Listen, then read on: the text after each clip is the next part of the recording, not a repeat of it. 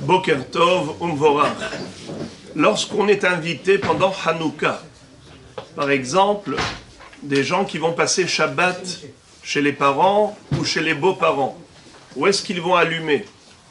Puisqu'ils vont être chez leurs parents, alors ils vont allumer avec eux pour Shabbat. De quelle manière? Généralement, il faut être mishtatef beprité. Qu'est-ce que ça veut dire?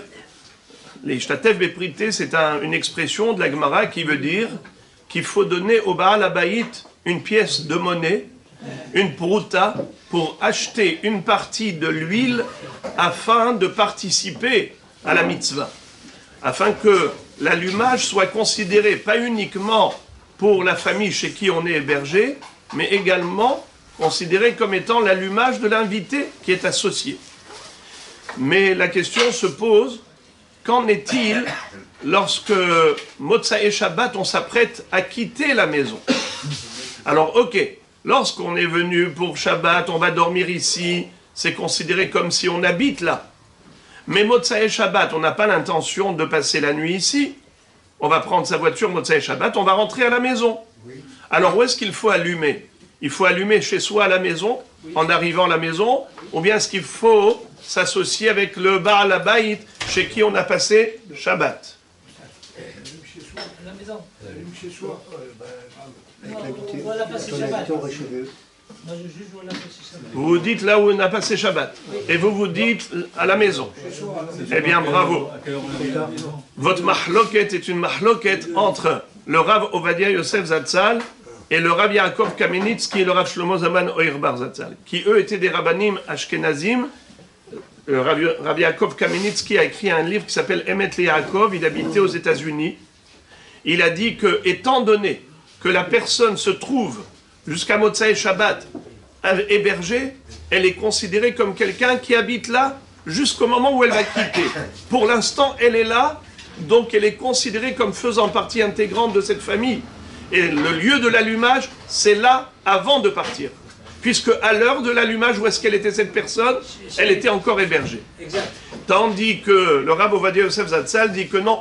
Il dit qu'il faut allumer chez soi, puisque c'est le sommeil, c'est-à-dire là où on va dormir. C'est ça qui fixe le statut de l'habitat. Où est-ce que j'habite? Là où je vais dormir.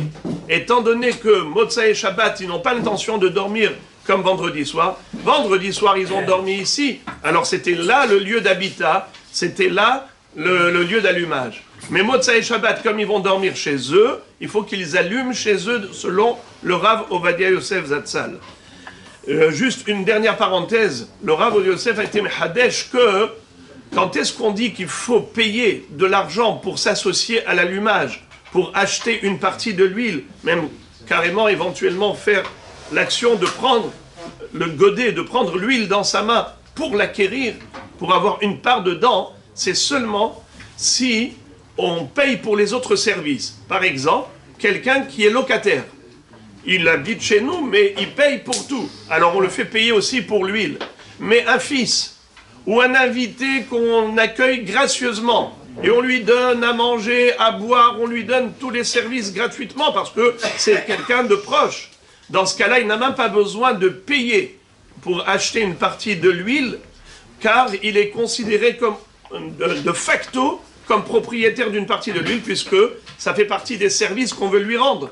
Vu qu'on lui donne de tout gracieusement, on lui donne aussi une partie de l'huile gracieusement, et c'est tacite. Ça n'a même pas besoin d'être actif. Mais en réalité, le mieux serait d'être mahmir et de donner un shekel au Baal Habayit, lui dire, voilà, je voudrais acquérir une partie de l'huile.